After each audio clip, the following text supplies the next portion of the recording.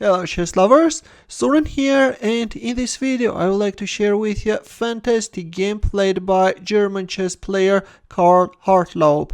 Here in this photo you can see him, and his opponent is Victor Benary. The game was played in 1911 in Bavaria. But before starting our game, as usual, would like to sharpen your tactical skills.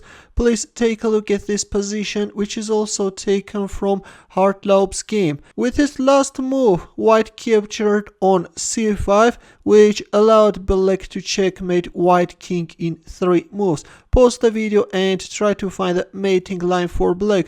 I will wait for your answer in the comment section. Back to our main board, and now without further ado, let's go for our game and see what happened on the board. Hartlaub opened up with d4 and Benary responded with d5, c4, e6, with queen's gambit declined, knight f3 and c5. Black is choosing Tarrasch defense. Black doesn't mind to have an isolated pawn on d5 after c takes d5, e takes d5. In that case, black is getting a foothold in the center, and also black bishops are getting unobstructed lines for development. Here we have e3, knight c6, knight c3, knight f6. Yes, we have the symmetrical variation a3. Bishop d6, d takes c5, bishop takes c5, and b4. White is starting an advancement on the queen side and also is freeing the b2 square for the dark squared bishop. Bishop b2 is on the board. Later this bishop will play a very important role in the game. Here black castled king side, queen c2, d takes c4, and knight g5. Yes, white wants to organize a quick attack on the king side, but still there are no direct threats. Although in here, after knight g5, Victor Benary panicked and made a mistake by playing g6, which is weakening the dark squares too much. Instead of g6, it was better simply to play h6 and kick away the knight. But in our game we have g6, and here Hartlaub simply castled queenside. A bit risky decision, because white's queen side is weakened, but Hartlaub was an aggressive player and he wants to see a sharp game on the board. Queen e7 was played, black is unpinning the bishop, but in here Hartlaub's response was epic. Believe it or not, but he captured on d6. Look at this exchange sacrifice, guys. The interesting thing is that black didn't dare to capture on d6 and attacked knight by playing h6. But let's take a look what if queen takes d6.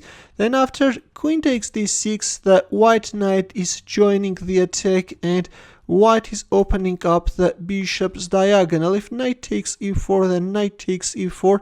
If queen d8, then white should first kick away the knight from the c6 square, preventing any possible e5 moves which can block the bishop's diagonal.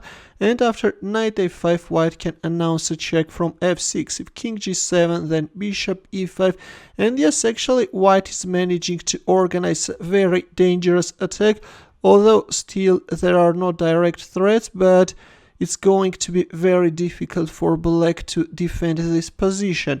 But in our game, after rook takes d6, black decided first to kick away the knight and only then to capture on d6, but Hartlaub didn't even touch his knight. This time he played h4. Look at this. H takes g5 was played, h takes g5. White also managed to open up the h file, and yes, this is going to be very dangerous. Already capturing on d6 can be met with knight e4. That's why after h takes g5, black played knight h5. But in here, Hartlaub landed another punch and he captured on h5. Right now we have 2 hanging rooks. G takes h5 was played, black accepted the last rook sacrifice. Well, if queen takes d6, then in this case knight e4 is very dangerous. We have g takes h5 and another epic sacrifice, knight d5. This is simply insane, guys. With this move, white is attacking black queen and is opening up the bishop's diagonal. Also at some point white can announce a check from f6, and then can go for a checkmate. For example, if queen takes d6, then knight f6 check is coming, and then queen h7 checkmate. In our game, after knight d5, we have e takes d5, which steps into a mate in 3. Please pause the video and try to find the mating combination. Ready?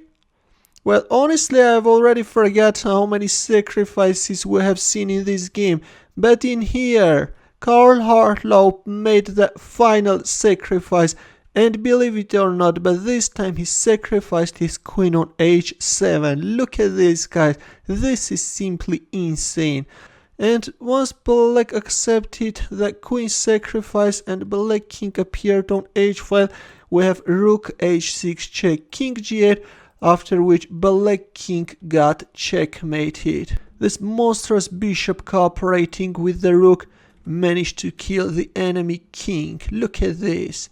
For several moves, white rook was hanging on d6, and finally it managed to kill the enemy king. What a game. Thanks for watching. If you liked this game, give the thumbs up.